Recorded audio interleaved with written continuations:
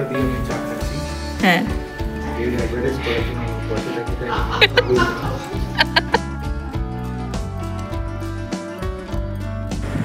Hello everyone, কেমন আছো তোমরা সবাই? আশা করছি তোমরা সবাই যে যেখানেই আছো খুব ভালো আছো আর সুস্থ আছো। বি সিম্পলের আবার একটা নতুন ব্লগে তোমাদের স্বাগত।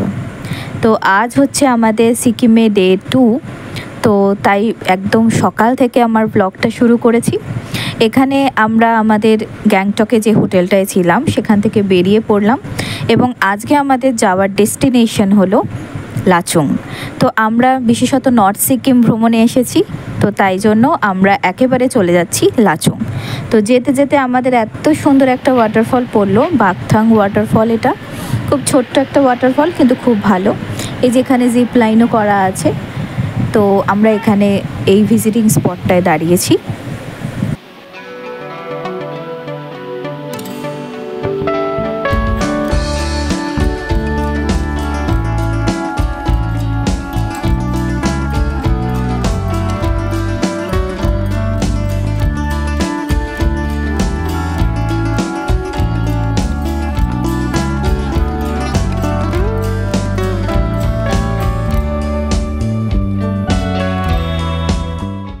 এই ওয়াটারফলটা দেখা শেষ করে আমরা আবার গাড়িতে উঠে পড়লাম এবং আজকে আমাদের গাড়িতে যেতে যেতেই বিভিন্ন ভিজিটিং স্পটগুলো দেখতে হবে। তো আমাদের ড্রাইভার দাদা যিনি ছিলেন উনি আমাদের এক এক করে সমস্ত জায়গায় দাঁড় করাচ্ছিলেন। তো আমরা চলে এসেছি 7 সিস্টার ওয়াটারফলে এবং খুবই সুন্দর একটি ওয়াটারফল। প্রতিটি রাস্তায় যেতে যেতেই মিনিমাম একটি করে ওয়াটারফল তো আমরা পাচ্ছি, ছোট বড়।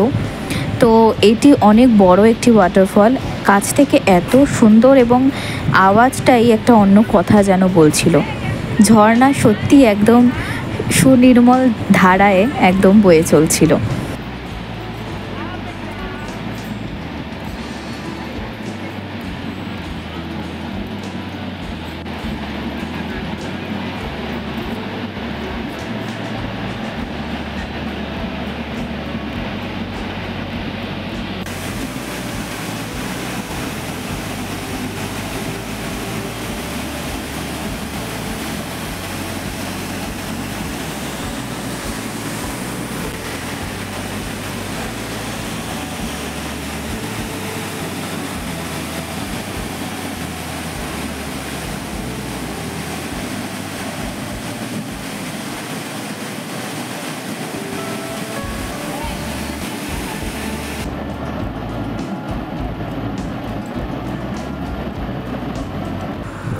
লাচুং পৌঁছাতে আমাদের প্রায় 7 থেকে 8 ঘন্টা সময় লেগে যায়, যেখানে আমাদের মিনিমাম লাগার কথা ছিল 4 থেকে 5 ঘন্টা।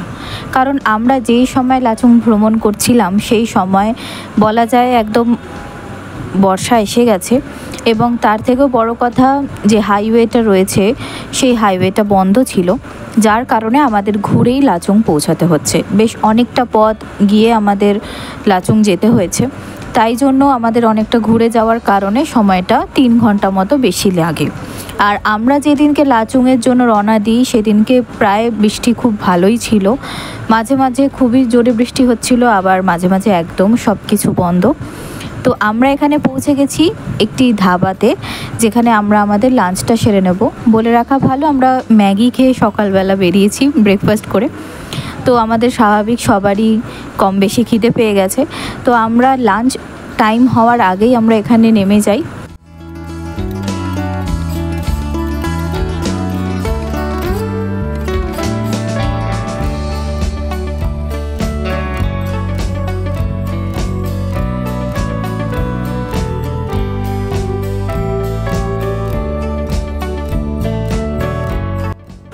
এটা হচ্ছে ওই ধাবাটি থেকে যে ভিউটা আমরা পেয়েছি সেটাই। তো এই রাস্তাটা দিয়েই আমাদের ধাবার যিনি মালিক তিনি বলছিলেন যে এই রাস্তাটা দিয়েই আমাদের যেতে হবে, ঠিক ওই জায়গাটায় যেখানে আমি এখন ভিডিওতে দেখাচ্ছি। তো মালিকের ব্যবহার তো খুবই ভালো, এবং আমরা যে ধাবাটিতে গেছিলাম নাম হচ্ছে চিরাগ দে ধাবা। তো সেখানে গিয়ে আমরা পুরোপুরি ওনারাই আমাদের সাজেস্ট করেন যে সেখানকার যে থালি সেই ভেজ থালি ট্রাই করতে।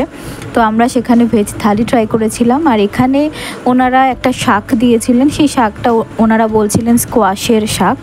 তো স্কোয়াশ যে ফলটি হয় তার শাক, তো ওটাকে আমরা সবজি হিসেবেও খাই স্কোয়াশকে। তো সত্যি অপূর্ব খেতে ছিল, একেবারে খুবই সুন্দর।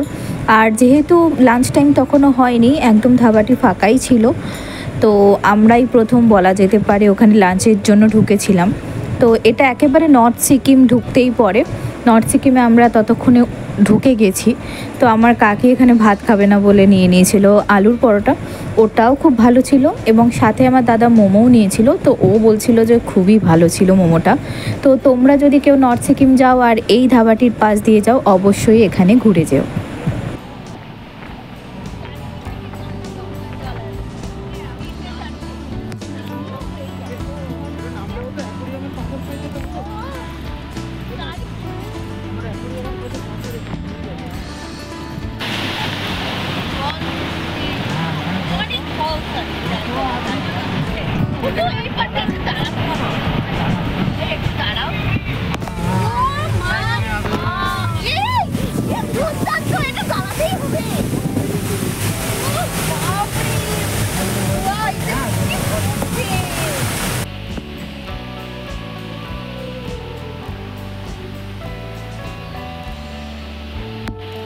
আমরা চলেছি, কোথায় চলেছি? ওয়াটারফল দেখতে।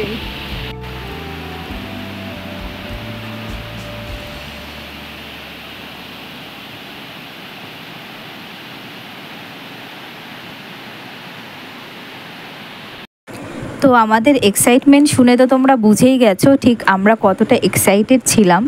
আর প্রতিটি রাস্তায় রাস্তায় একটি করে বলা যেতে পারে ওয়াটারফল দেখে আমরা এতটাই অভিভূত হয়েছি যে কিভাবে বর্ণনা করব তা জানি না। কারণ ওয়াটারফল এর আগে আমরা কম বেশি দেখেছি, কিন্তু এত পরিমাণে এইভাবে ধারা বয়ে যেতে কার না ভালো লাগে। আর এখানে গেলে মনটাই শান্ত হয়ে যায়, আর কেমন যেন একটি মানে অদ্ভুত একটি আনন্দ হয়। তো আমরা সত্যিই খুবই এক্সাইটেড হয়ে পড়েছিলাম, আর তাই জন্য আমি আর এই জায়গাটাকে মানে এই জায়গাটার সেই সাউন্ডটা সেটা মিউট করিনি, যাতে আমাদের যে এক্সাইটমেন্টটা তোমরা বুঝতে পারো। সত্যি এটি খুবই সুন্দর একটি ওয়াটারফল। আমাদের ড্রাইভার দাদা বলছিলেন যে এই ওয়াটারফলটা নাকি মেন রাস্তা দিয়ে, যে ন্যাশনাল হাইওয়ে দিয়ে গেলে পড়ে না। তো আমরা খুবই বলতে পারি ভাগ্যবান, তো আমরা ওই ওয়াটারফলটাকে পেয়েছি। আর আমরা এখানে বেশ অনেক কটি ফটো তুলে নিয়েছি। আর সত্যি এত সুন্দর তার আওয়াজ, এত সুন্দর ঝর্ণার গতি, অভিভূত হয়ে গেছি আমরা।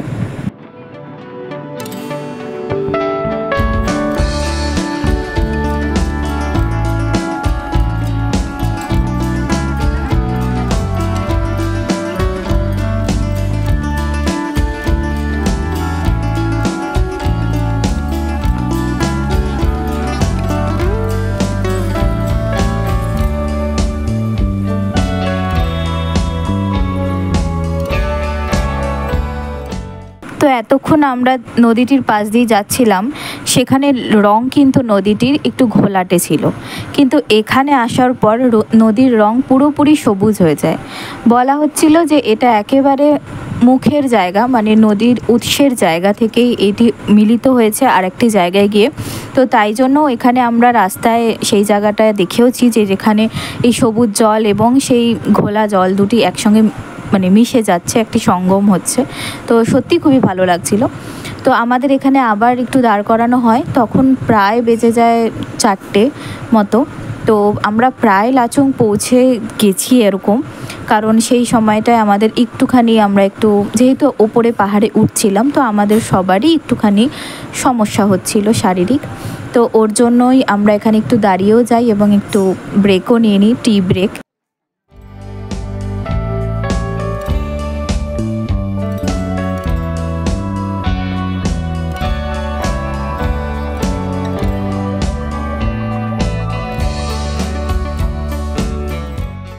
তো এখানে আমরা চলে এসেছি আরও একটি ওয়াটারফল দেখতে। সেই ওয়াটারফলটার নাম হচ্ছে ভীমনালা ওয়াটারফল। তো এটাকে ড্রাইভার দাদা এবং অনেকে ওখানে বলছিল এটা নাকি অমিতাভ বচ্চন ওয়াটারফল নামে তারা বলে থাকেন, কারণ এই ওয়াটারফলটি অনেক লম্বা। আর রাস্তায় আস্তে আস্তে আমরা নাগা ওয়াটারফলও কিন্তু দেখেছি, কিন্তু যেহেতু ওটা মেন হাইওয়ের ওপর দিয়ে মানে ন্যাশনাল হাইওয়ের ওপর দিয়ে পড়ে, তো আমরা ওই রাস্তাটা তো বন্ধ, তো আমরা তাই জন্য ওটা কাছ দিয়ে যেতে পারিনি, আমরা দূর থেকেই ওটা দেখেছি। তো এটা হলো ভীমনালা ওয়াটারফল, অনেক লম্বা একটি ওয়াটারফল। আর এখানে বেশ একটা ছোটোখাটো বনফায়ারও চলছিল এবং অনেক মানুষ সেই সময় জড়ো হয়েছিল। আর দেখতেই পাচ্ছ সন্ধ্যা সন্ধ্যা হয়েই এসছে।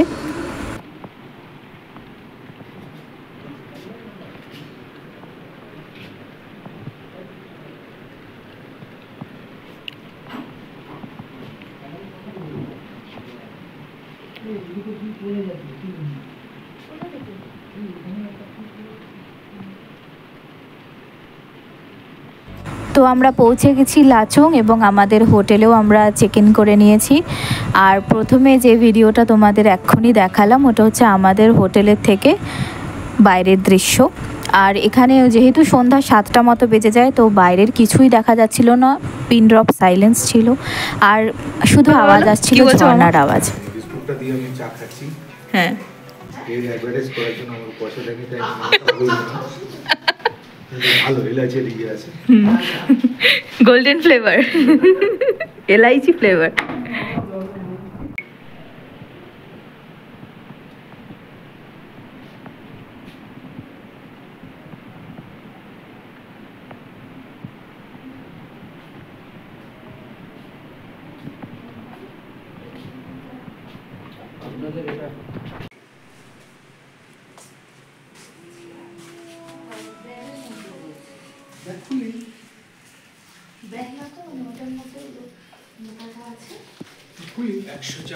এই যে মামা আছেন আমাদের সাথে, আমার রুম নাম্বার 103, মামার রুম নাম্বার বেশ 103। ভালো, হ্যাঁ, সুন্দর, তারপরে পরিচ্ছন্ন, খোলো।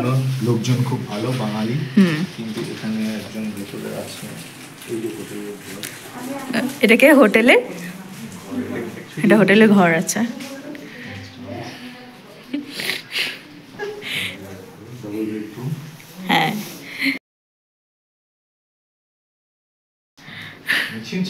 চিমচাম। তো মামা তো তোমাদের ইন্ট্রোডিউস করিয়েই দিল আমাদের রুমগুলোর সাথে, এবং আমাদের হোটেলের রুমটা সত্যিই ভালো ছিল, নো ডাউট, ছিমছাম এবং লাচুংয়ের মতন একটা রিমোট জায়গায় যতটুকু থাকা যায় ততটুকুর জন্য অনেকই যথেষ্ট। তবে এখানকার হোটেলের লোকেরা বলছিলেন যে লাচুংয়ে কিন্তু লাইটের কোনো ঠিক ঠিকানা নেই, যখন তখন চলে যেতে পারে।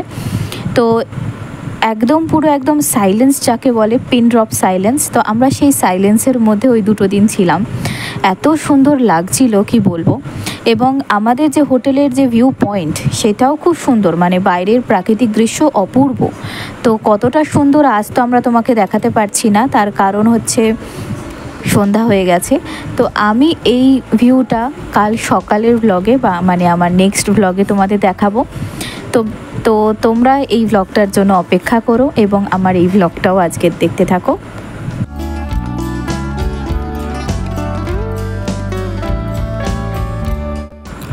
আমার সিকিম ট্যুর ব্লগ কেমন লাগছে তোমাদের কমেন্ট করে অবশ্যই জানিও। এর সাথে আরও কিছু পার্ট পর ডে বাই ডে আসতে থাকবে, তোমরা দেখতে থেকো, কমেন্ট করো, শেয়ার করো এবং ভালো লাগলে সাবস্ক্রাইবও করে দিও। Thank you.